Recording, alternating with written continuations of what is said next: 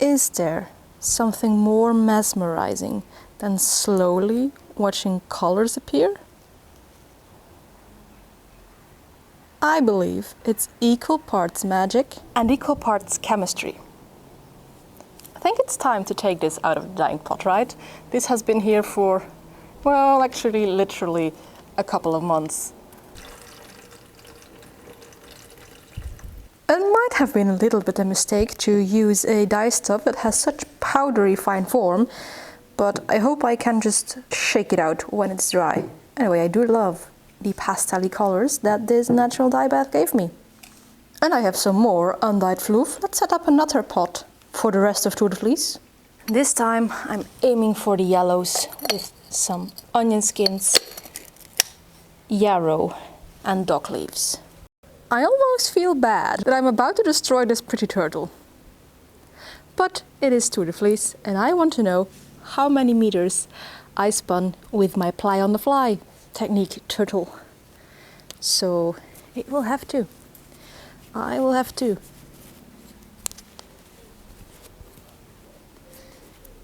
If my spindle stick wants to release, that is. Do I have to wind it up by hand now?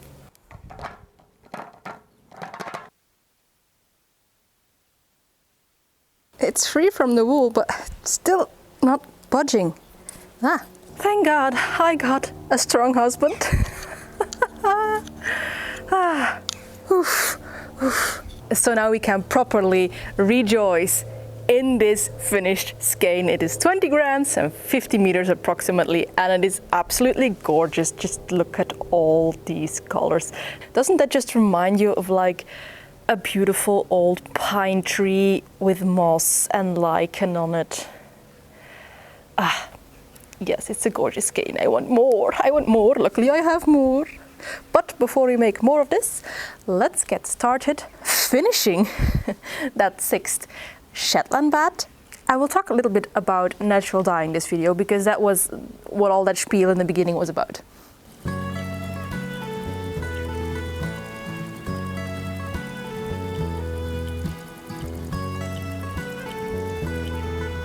Most of my colorful experiments on this channel have been with natural dyeing. I haven't yet experimented with acid dyeing before. And that is not for safety concerns or any other intellectual reason, other than natural dyes are just so plentifully available around me. Like the tree that is giving me shade right now, cotinus. It's an absolutely beautiful, potent dye source. And I'm lucky that the owners of this house before me planted this cotinus tree. And they also planted this walnut tree, which is, again, a very potent dye source. Also planted by the previous owners of this house is a lilac bush. Now we had to trim it quite a bit, and that means it hasn't been flowering in 2 years, but I reckon it will flower in a while again. Underneath the walnut tree we find greater celandine, oh yeah, yellow, and ground elder, more yellow. Right in front of my feet over here, that's yarrow. And do you see those white umbels? Well, wild carrot, Daucus carota, yes, another dye source. So then, just a question for you. Why would I buy dyes? I mean, my garden has so many. I actually just do not have a need for acid dyes or any other kind of dyes, even though I know, theoretically I know, that it is easier to get really bright dyes and get colors that nature does not provide for me over here. But I'm okay with that because I just truly love the connection that I have with nature by just picking the plants, being grateful for the plants growing here and giving me the dye. I just don't have a need for acid dyes in my life. Maybe later I will. I have no reservations against acid dye. I mean, I would like to try them one day, but just don't need them right now. That's all actually. I just don't need them in my life right now.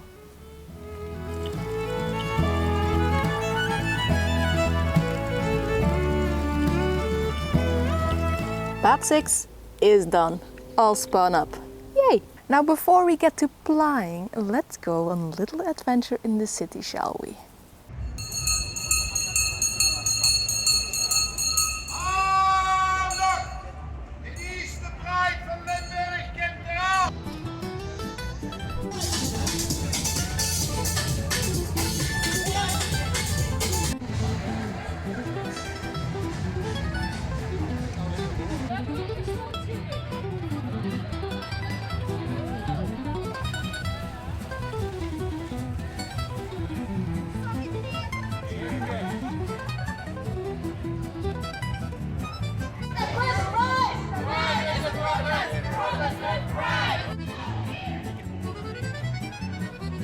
So after baby's first bride, it's time to ply. Baby is both me and the entire province I live in.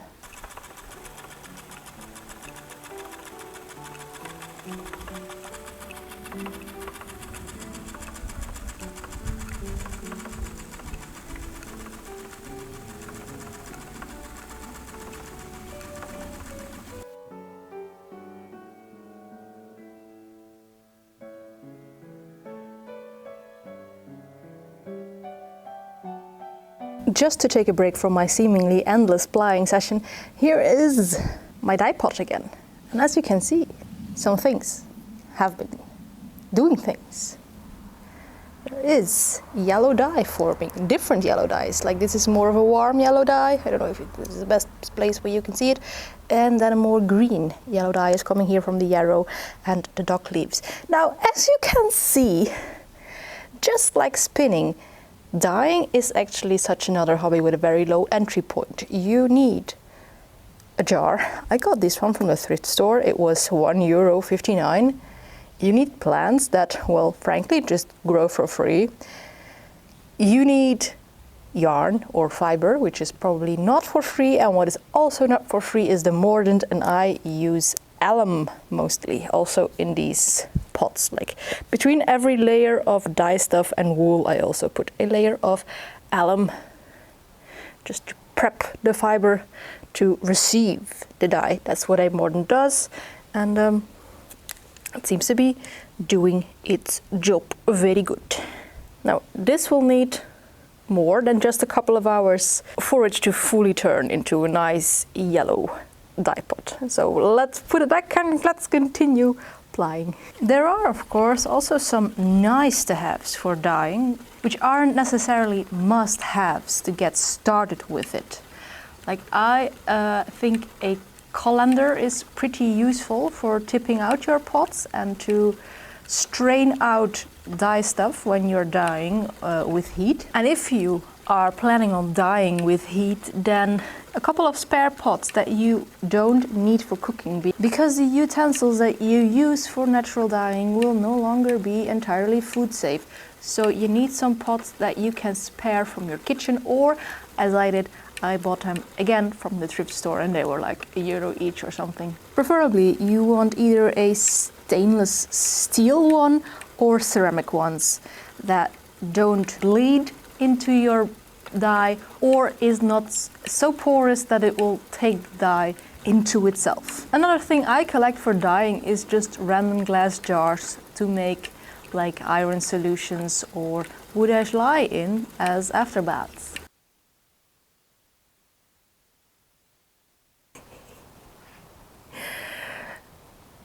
Well, I saw it last year, I think for the third video, I had like a thumbnail where I was holding a massive pile of yarns already. I mean, yeah, this is also a massive pile. Which, yes, I did finish my third Shetland skein.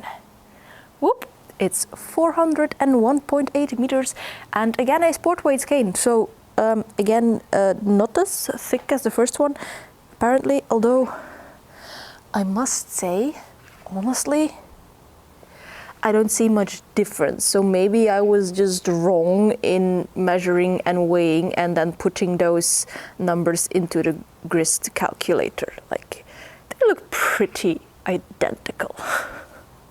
So 4 skeins in total right now, 3 Shetland and then 1 Mars blend. That's a good way to end the Sunday, isn't it? It's 9:20 again. I'll see you tomorrow.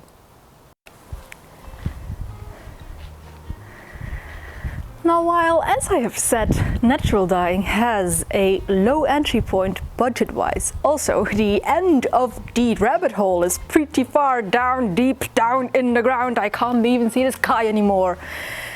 Say hello to my latest experiments, of which you will later see more.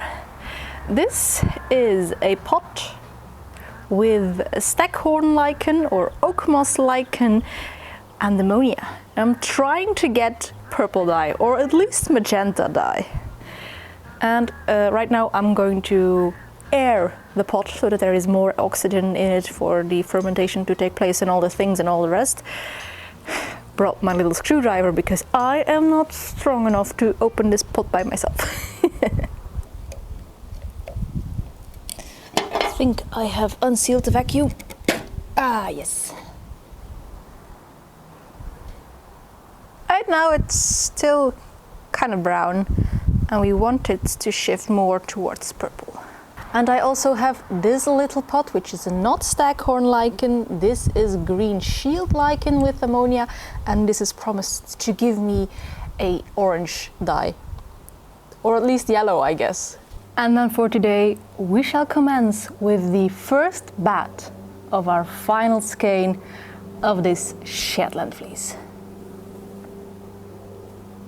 It still just smells incredibly delicious. What the hell? What the hell is going on? Now, as it is Monday and I had to go to work today, it is already 6:45. I won't be spinning that much today because I also want to start getting editing on this vlog for a bit so that I don't have to do everything tomorrow. And I also want to get in the shower because I had to wear my hair in a slick back ponytail today to conceal that it is actually a little bit greasy.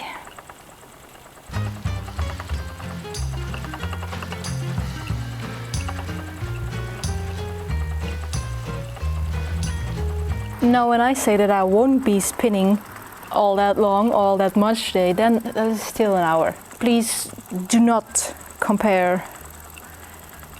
I specifically take out so much time of my day to spin during Tour de Fleece because I want to provide entertainment for you guys. Like, this is kind of a little bit of a job, not a full-time job, but it's kind of a little bit of a job. One that I enjoy very much, that's why I do it so diligently and obsessively. But please do not compare yourself with me at the end of Tour de Fleece, because when I say I will not spin a lot today, I still mean an hour. And it is perfectly fine, more than fine, actually just perfect, if all you spin today was 5 minutes.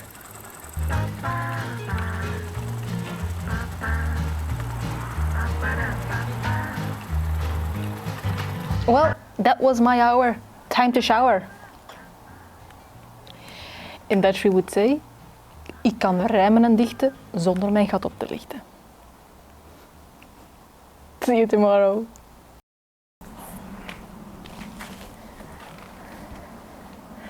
For the Tour de France, today is a rest day, and normally I would say I don't listen to such negativity, but I'm also not going to be spinning today.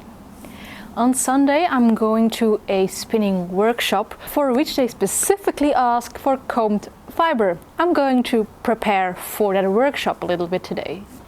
Like, rest day, let's comb some fiber. What we shall be attempting is a couple more of these nests of lovely, lovely fluff. This fiber is Kempi's schaap, which is one of Flanders' heritage breeds, and I got it at our local open-air heritage museum, Bokrijk. And as you know, I am all for budget crafting. These are really budget combs. I got them for like 30 euros from the maker Instrumentum Textilae. It's actually just a 3D printed handle with some nails in it. But it works. It works just fine.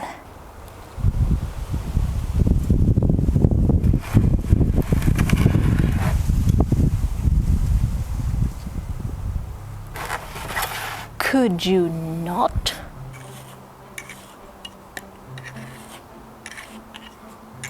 I use this button for this.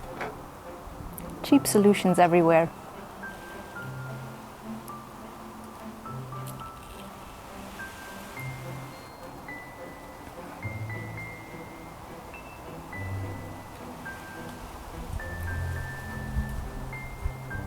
And just for a moment, let's get back to the topic of this video. Now, I absolutely adore to dye with plants that just happen to want to grow in my garden by themselves. I think the next step in my dyeing shenanigans would of course be to purposefully plant dye plants that might get me out of that like yellow to brown range, because most of the plants that grow here are somewhere in that yellow to yellowish green to brown range. Maybe one day I could plant woad or indigo in my garden. I'm not a very diligent gardener, however, I'm very much a chaos gardener. That's why I let plants grow where they want to grow, like this yarrow over there. You can see the white umbels, which is actually growing on my terrace. But yarrow, not a dye plant, so a little bit off topic again. But what I also would love to grow one day is cotton. I have already had a little flax plot right behind where you were standing actually. That was fun, that was exhilarating, but I also want to try cotton one day. I don't know if it actually wants to grow here in this Belgian climate, but if it does, I might try that one day. Probably not this year though. Maybe also not the next, but one day, maybe.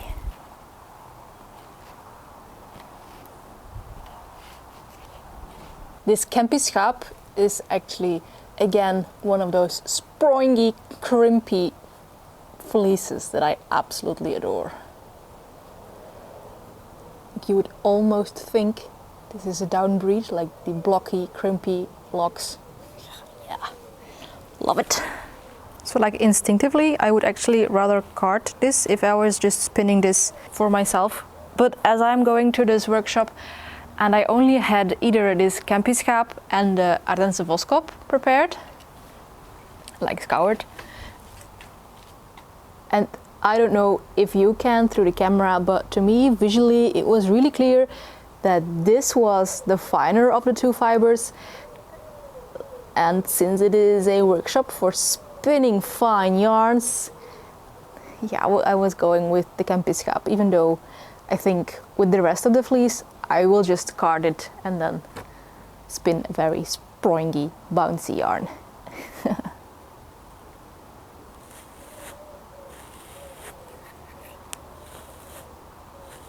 It's 8 o'clock and I now have 10 very fluffy donuts. I don't know actually how much I need. I think maybe up until Sunday, every day I will like comb a couple more, and then hopefully I have too much on Sunday, because I rather have too much and then spin this like as an extra during to the fleece maybe, than have not enough to do the workshop, right? That's my thinking right now. But what I do know exactly is that Team Chaos Goblin has been spinning like crazy goblins again these past 3 days, and this is the number of cumulative meters that we have spun up until now, day 11. And of course, also in yards. Another thing I'm thinking right now, it's 8 o'clock. I'm going to get inside, get this video edited so that you can see it tomorrow, and that I can get into bed tonight at a semi-reasonable hour. Yes. So, if you want to follow along for the rest of Tutor Fleece, or just like these kind of fiber shenanigans, then maybe you could like, comment or subscribe. But of course, that is all up to you. And as for me, I will see you in the next video. But before we do that, if you haven't checked out the start of Tutor Fleece, here it is.